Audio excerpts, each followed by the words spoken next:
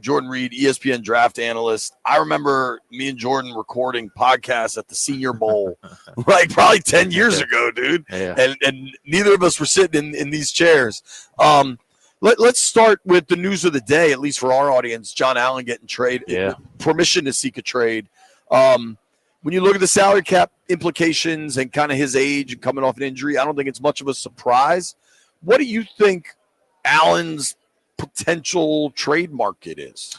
Well, I think they can get a pretty good pick for him. I would say probably a day 2 pick, third or fourth round pick if I had to guess right now. But I think what may hurt his value a little bit is that it's such a strong interior defensive line class. So there's probably going to be a lot of teams that probably wait until the draft to address it. But outside of that, if they're more comfortable getting a veteran right now that they know exactly what they're getting, then I would say probably a third or fourth round pick if I had to guess. I mean, what everybody is saying is how loaded this D-line class is. And can you speak to that a little bit about the impact for Allen and just league-wide? Yeah, so I was talking about it on SportsCenter yesterday, I believe it was. I think this is the best defensive line class since 2019. And if you remember, in that class, it was Nick Bosa, Jeffrey Simmons, Dexter Lawrence was another name in that one, Brian Burns. There were so many different names in that draft class, and there was, I believe, 12 total that ended up going in that class. Mm-hmm. But was it Sweat that class? Yeah, Sweat was in that class too. So Montez, yeah, there were so many guys in that class, and I think this class eventually, 4 or 5 years from now, it could be mentioned in the same breath as that class. And I think we could get at least 10 or 11 in this year's draft class selected along defensive line. But interior, that's really where the strength of this year's class. And I mean, Mason Graham, I believe he's the guy at the top. After that, you have guys like Walter Nolan of Ole Miss, Kenneth Grant at Michigan, Derek Harmon of Oregon. There's so many different names that I believe could go in round 1. Which of those guys get around 29 where Washington is picking at, or do they have to move up and try to solidify one of the better ones? Yeah, I think you're probably looking at Derek Harmon of Oregon. He's one that will probably be in that range. I think once Kenneth Grant and Walter Nolan test, they'll probably go in the teens or the early 20s at the latest. So Derek Harmon is one name I definitely would circle that will probably be there around 29. And, you know, he's a guy that had a phenomenal year this year. And he originally was at Michigan State the first 2 or 3 years of his career and then transferred to Oregon, took advantage of the transfer portal. And, you know, he's somebody that was ridiculous as far as just a pass rush ability with him, then also really good as a run stopper as well. This kid, Harmon, 6'5", 310. He can go. There's a bunch of SEC guys I'm curious about at that 29 slot. Talk to me about the kid, the Texas A&M DN, that's all length, range athlete. Sawyer, I think's the last name. So he's the Ohio State one. Oh, no, that's Jack Sawyer. What's the Shamar Stewart is the one that you're talking about. Okay. He'll probably already be on the jet of the city of the team by the time Washington comes on. You don't think any chance he gets to 29? I would be surprised if he gets outside the top 15. Okay. Honestly. But, I mean, he's a terrific player. The thing about him is that he never had a season of where he had over 1.5 sacks. He never had a single season where he had over 1.5 sacks. So the production was always lacking with him. But he's a pressures over production type of player. And if you turn on the tape, he's creating so much chaos and so much pressure, but he just wasn't finishing those reps with sacks. So eventually you're hoping the production really catches up to the traits.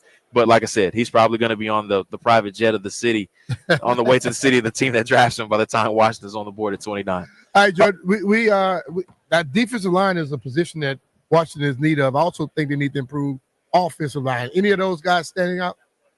Around 29. Yeah. I think you're probably in the range of, Donovan Jackson of Ohio State is one name that I think is really intriguing at 29 that could be in play for them. But one name I would circle for Washington fans is Josh Connerly out of Oregon.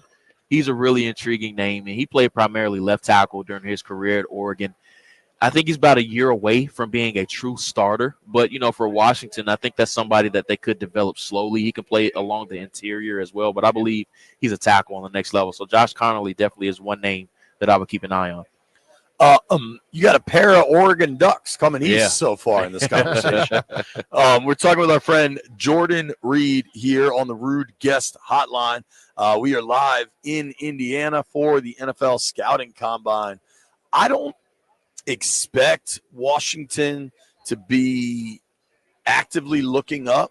But what's interesting with this draft class is it seems like the strength is D-line particularly. Then is it O-line after that? Like, this isn't a skill position-driven draft outside of maybe Genty or something. Do you think there's a lot of movement, guys trying to move up when it's not quarterback-driven? Yeah, it's not a strong top of the draft class. It isn't like what we saw last year where we're just seeing dudes after dudes go inside of the top 10, and we saw how well that last year's draft class played during their rookie seasons. But this year's draft, I really only see 3 blue-chip guys at the top, in my opinion. That's Abdul Carter, Travis Hunter, and Mason Graham. Those are the only clear-cut type 3 guys at the top of the draft. But after that, you're seeing some projects or some guys that have some questions. So I think we could hear a lot of surprise names at the top of the draft. But what I will say is that I think this has a chance to be a historically good running back class. Really? That would be the strongest position after defensive line, in my opinion. Wow. And it's very reminiscent of 2017. Now, I don't think it has the star power that 2017 had. And that, just refreshing your memory, it was Leonard Fournette, Christian McCaffrey, Joe Mixon, Dalvin Cook, Alvin Kamara, just name after name in that draft class. But there's a lot of depth in this year's draft class. And there was 30 running backs total drafted in 2017. I think we could get more than 30 drafted in this year's draft class. Wow. It's that deep. Wow. No chance Genty gets to 29, right? I would be really surprised. But who's your second best back on the board? It would Hampton? be Marion Hampton out of North Carolina. He's one that's Could catching a lot of he steam. get to 29? After he tests, I don't think he's going to be there, honestly. I've heard – it's funny how you start to hear buzz. Last night I went to dinner at this place, High Velocity, which is just a sports bar inside the JW Marriott. But the Marriott is kind of like the epicenter of the combine. Yep, so all the chatter. And you start to hear about guys, and the 2 guys I heard about were Hampton, what they're expecting his numbers to look like. And some of this is maybe, I wonder, as more and more guys don't test, how then it becomes like an opportunity for these other guys to really rise, right? Yeah. I mean, that could be – and Genty already said he's not going to do anything here at the combine. So it's going to be a prime opportunity for some of these guys to step up, like an Amari and Hampton or, Travion Henderson, Quinshad Judkins, Caleb Johnson of Iowa. There's a lot of opportunity for some of these guys that can take advantage of just because some of the marquee names are not testing or not performing at the combine. But why do you think guys have been performing well on the field all this time? Then they go to the combine, they still test well too. Then some guy comes out the blue and tests ridiculously, and they always push these guys up. Why haven't they been able to figure it out without that? Some guys just show up and are good at testing.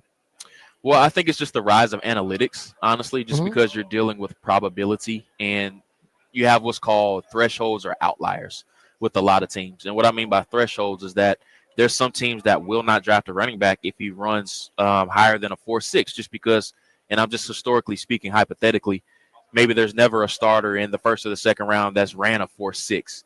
Why would I draft a guy that runs a 4.6 just because that goes against the probability that's happened in years past? So with the testing stuff, I really just use it to confirm or deny some things that I saw on tape. And it's not always the end-all, be-all when you're talking about stacking a certain position. At the top of this draft, we're talking with our friend Jordan Reid, ESPN, NFL Draft and College Football Analyst. You can give him a follow on social media, which his wife wants him to be more active on. At Jordan_Reid, R-E-I-D. Jordan, a girl dad just like me and B. The top of this draft is boring, dude. It's not quarterback driven. Nobody cares about the Titans. Yeah. Like, do you think anything happens to sexy this thing up? Well, Deion starts demanding to go boring. It always happens. Okay, let me back up. JP, you're saying it's boring because Washington is usually always inside the top 10 of the top 15. So you guys are reading mock drafts in October and November. Now that you're at 29 and in the back of the draft, now you're saying it's boring. Bullseye. I'm not used to the 29th pick. Usually we're doing draft content by November. You know what I mean? Yeah. Different world now. But, I mean, whenever the draft is not quarterback-driven, especially like what we saw last year with 3 guys go at the top of the draft and 6 total inside the top 12, to the normal fan or the normal guy or girl that doesn't follow the draft all year long, it's always going to be boring or just not sexy at the top. But I actually like this year's draft class just because it's very defensive heavy, especially at the top of the draft. But also I'm really interested to see where Shedeur Sanders and also Cam Ward are selected. So do you think the Deion effect affects where Shedeur goes? I mean, it really just depends on the person that you're talking to. Honestly, it doesn't affect it at all for me, but there's always going to be some people that have some preconceived notions and feelings towards Coach Prime, and you just can't let that leak into the evaluation of Shedeur Sanders, in my opinion. They always do, though. Yeah, but for me, that's just not something that's going to happen just because you have to separate him from his dad. And if you're not doing that, now that's going to cloud your evaluation of Shedeur Sanders. Dog, if you didn't separate me from my dad, that's going to cloud your evaluation of me.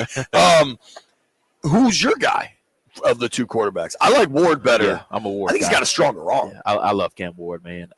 And I went on Dominic Foxworth's show, and he just let me spill everything out about Cam Ward. I think he's being severely underrated in this year's draft class. And I think a lot of that is because people are using last year's draft class as the standard, the quarterback class. What I'm meaning is that there was so much excitement about last year's draft class, and we had 6 guys go inside the top 12. So everybody is measuring Shedeur Sanders and also Cam Ward against that draft class. But for me, I would have picked Cam Ward ahead of J.J. McCarthy. He would have been the 4th quarterback selected if he was in last year's draft class. Now, Shedeur would be more so in that 5th or 6th quarterback or 7th quarterback selected in last year's draft. But for me, if Cam Ward was in this draft class, he would have been the 4th guy off of the board.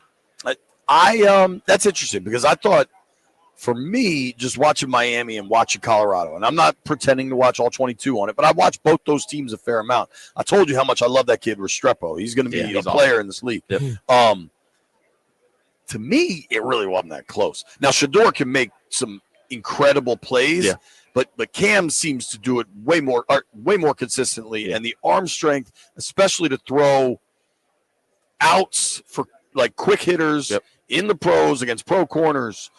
I just that to me is a clear advantage. And the player he reminds me of is Jordan Love when he was coming out of Utah State. I think they're very comparable. Now, he's not as big or as tall as what Jordan was coming out, but it's just from a skill set standpoint, I think they're very reminiscent of each other. And I'll say this about Cam Ward.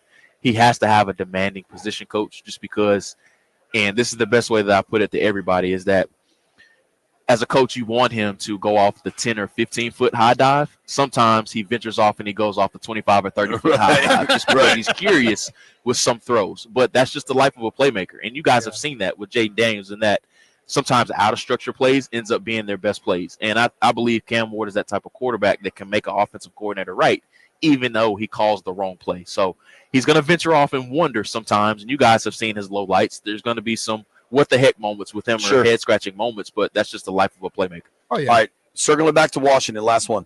They got 3 in the top 80, some real value there, and then 3 in the last 200. Yeah. What should be the primary goal? 3 in the top 80, starters, development. What do you look for there? I think you look for starters. You're always looking for starters in the draft. And, everybody has a different developmental arc, but if I'm just gauging off of year 1 of Adam Peters' draft, he's looking for instant impact guys. And, I'm looking at Mike Samersteele, who came in and started right away.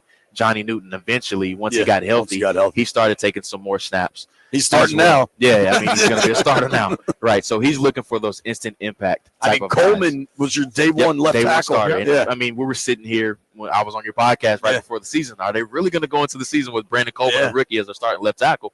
And, they showed that they're firmly comfortable with that. So he's looking for those dog in the run. He's got to get better in pass pro, but he's a rookie left tackle, man. Yeah. Dude, thank you. Seriously. No problem, man. I always appreciate it. And appreciate everybody should be following Jordan Reid at Jordan Reid, Jordan_REID. Not the former Commanders tight end. I bet you get that less and less now. I get it every day almost. Really? Yep.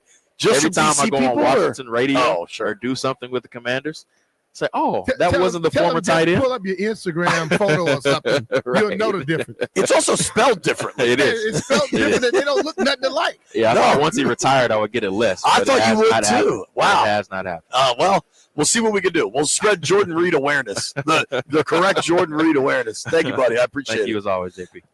We bring Jordan Reid on the program because he's a true draft expert, watches all the tape.